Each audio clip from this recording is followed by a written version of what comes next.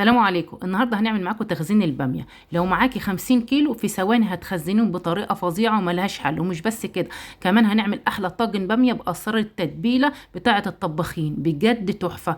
اسمعوا معايا الفيديو للاخر ويلا نبدا. والاول نصلي على النبي ويلا نخش على الفيديو. دلوقتي انا كيلو باميه. كيلو الباميه ده انا جبته زي ما انتم شايفينه كده، ورحت غسل الحوض غسله نظيفه، ورميت الباميه بتاعتي على طول عشان اخد راحتي كده، ومليتها ميه وبقيت افرك فيها وادعك فيها كده، افرك فيها حلو عشان لو فيها وساخه رمله اي حاجه تطلع منها. تمام. بعد ما غسلتها كده حلو، بدل المره هغسلها كمان مره اتنين وتلاته لغايه ما احس ان ميتها نظيفه ونقيه. شايفه بقول لك الباميه معايا حلوه ازاي، كبيره صغيره. انا بعد كده بنقيها يا جماعه، بشوف الكبيره بعملها لوحديها والصغيره بعملها لوحديها، ولو كبيره متوسطه الاتنين مع بعض عادي مفيش اي حاجه.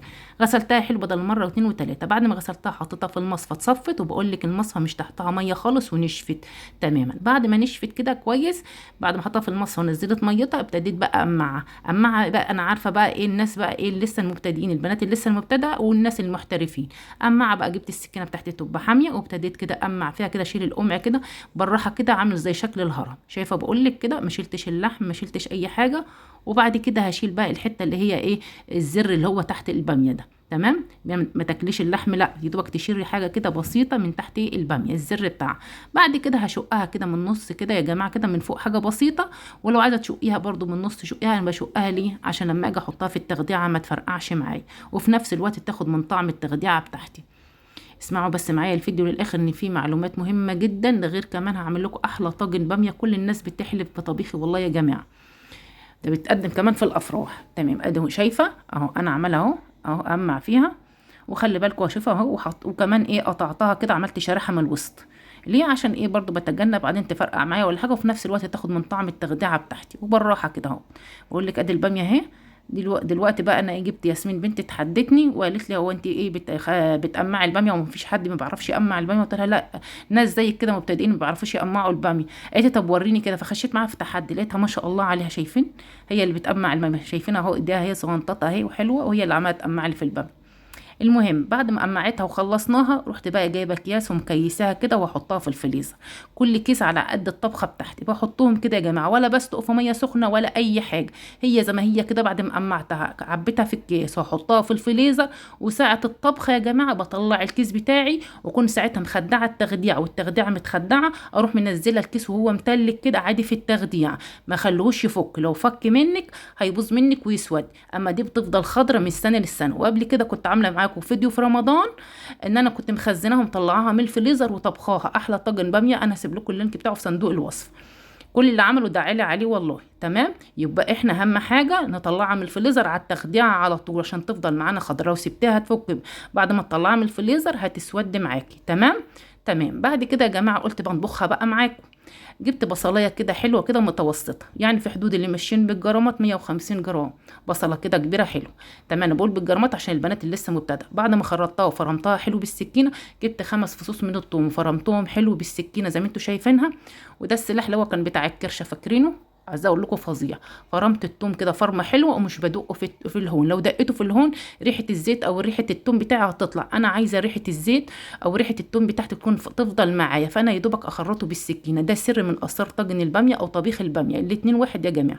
الفرق بين طاجن الباميه وطبخه الباميه اللي احنا بنحطه في طاجن. شايفه بقول لك انا فرمته بالسكينه، لسه ريحته فيها والماده الذاتيه في التوم لسه فيها. لكن لو دقيته الماده الذاتيه هتروح والريحه هتروح في الهون. تمام. انا كده ايه فرمته ايه بالسكينه. بعد كده جبت لي بقى ايه، ربع كوبايه زيت عليهم 50 جرام من السمنه البلدي. وانا بوريك السمنه البلدي بتاعتي دي اللي بعملها في الجبنه، باخد القشطه واحولها لزبده. تمام. بقول لك اهي جميله جدا اهي، بستعملها وباخد منها. وساعات بحطها في التلاجة، في الصيف بحطها في التلاجة السمنه. بعد كده حطيت بقى كده بربع كوبايه زيت عليهم ربع كوبايه سمنه بلدي. اكتب لكم المقادير في صندوق الوصف. حطيت البصلايه بتاعتي دبلت حاجه بسيطه، مش عايزاها تاخد اللون. وحطيت قرن فلفل كده حامي ولا بارد حسب رغبتك. تمام. حته كده صغيره. وعملته كده بالسكينه، قطعته صغير. وبعد كده حطيت كده هوت اللي هم 5 فصوص توم اللي انا قطعتهم بالسكينه او فرمتهم بالسكينه. وبكرر تاني ما تدقهمش. وبعد كده قلبتهم يا دوبك، انا يا دوبك انا مش عايزاهم حتى ياخدوا الريحه. يا دوبك اقلبهم تقليبه وانزل عليهم بعصير الطماطم. طبعا عصير الطماطم ده قد ايه؟ نزلت على عصير الطماطم ده 600 جرام طماطم اللي ماشيين بالميزان، يعني حوالي 6 طماطمات يا جماعه. تمام. يعني نص كيلو طماطم. تمام، غطيتهم سبتهم يتسبكوا على نار متوسطه، ما اروحش هنا ولا هنا عشان ايه التغذيه بتاعتي ما تتحرقش. بعد ما تسبكوا نزلت بالباميه بتاعتي. الباميه دي عباره عن كيلو باميه. الكيلو الباميه يا جماعه خد معايا 600 جرام من الطماطم المعصوره ومتصفيه. بعد كده حطيت لهم اتنين ورق لورا، ونص معلقه من الفلفل الاسود، ونص معلقه من الكمون. وديت يا جماعه بقول لك بهارات، نص معلقه من البهارات. تيجي بقى للتتبيله بتاع طاجن الباميه، احلى طاجن باميه هتاكليه في حياتك ويحلفوا بيه. ومعلقه صغيره من البابريكا اللي هي البارده، معلقه صغيره من الثوم البودره، معلقه صغيره من البصل البودره، نص معلقه يعني، نص معلقه من كل حاجه. اكتب لكم التوابل في صندوق الوصف. ومعلقه صغيره جدا، المهم بقى التكه، معلقه صغيره، نص معلقه صغيره من الملح السعودي اللي هو الملح الصيني اللي بيقولوا عليه، ومعلقه صغيره ومعلقتين صغيرين من الملح بتاعنا العادي. الملح الصيني ليه او الملح السعودي ليه، الاثنين نفس الاسم، بيدي تيست ايه للخضار بتاعنا يا جماعه. وده سر من اسرار التوابل بتاع الطاجن باميه. شايفه بقول لك خضره وجميله ازاي. قلبتها تقلبتين كده اهوت. وبعد كده بقى ايه بقول لك هروح نازله بقى ايه بالشوربه بتاعتي. كان عندي شوربه في الفريزر، انا عملتها من غير لحمه من غير اي حاجه. طب الشوربه دي مقدارها قد ايه على الكيلو الباميه؟ كيلو الا ربع من الشوربه، يعني نقول كده 3 كوبايات من الشوربه او نص كيلو من الشوربه معاهم كوبايه ايه شوربه. المقادير هكتبها لكم في صندوق الوصف. ده كيلو باميه خد معايا كيلو الا ربع من الشوربه، يعني 3 كوبايات شوربه من الكوبايه اللي هي بتاعت ايه الميه او الكوبايه المعياريه. قلبتهم مع بعض وهغطيهم وهسيبهم يعني ياخدوا اول ما يغلوا على نار عاليه عادي. بعد كده بهدي النار، بهديها للنار ايه متوسطه. بقول لك شايفه اول ما غليوا هغطيهم واخلي النار بتاعتي النار متوسطه اهي. كل حاجه يا جماعه قصادكم. بجد هتاكلوا احلى طاجن باميه، مش لازم لحمه ولا لحمه موزه ولا عكاوي والكلام ده. شايفه الباميه بقول لك اهي خدت معايا بعد ساعه الا ربع بالظبط كانت استوت. هتعملي ايه بقى؟ انا هقول لك التكه المهمه بقى اللي تخلي معاك الباميه فظيعه. بعد ما استوت بقى اهيت ولسه الصوص فيها على نار متوسطه ساعه الا ربع، بعد كده يا جماعه رحت حطها في الطواجن بتاعتي. الطواجن دي بقى السر. تعالي بقى، انا عايزه الطاجن ما ياخدش وش، يعني ما ياخدش لون من فوق، لا انا عايزاه بقى ياخد الطاجن لونه حلو وفي نفس الوقت طعمه يكون واخد من طعم الفرن كده وريحته جميله.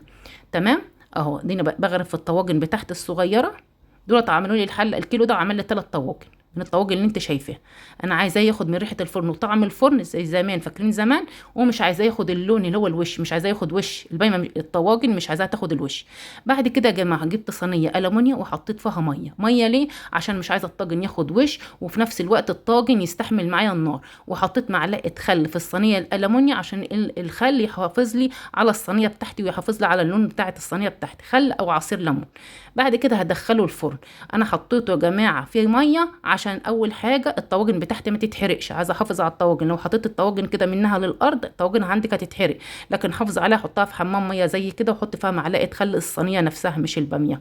شايفه لو وصلت معايا الفيديو ده ما تنسيش تعملي لايك بالله عليك عشان يرفع معايا الفيديو. شايفه احلى طاجن باميه؟ ما تنسوش تعملوا لنا كومنت حلو. وانا خلصت الفيديو بتاعي وادي سفرتنا. السلام عليكم.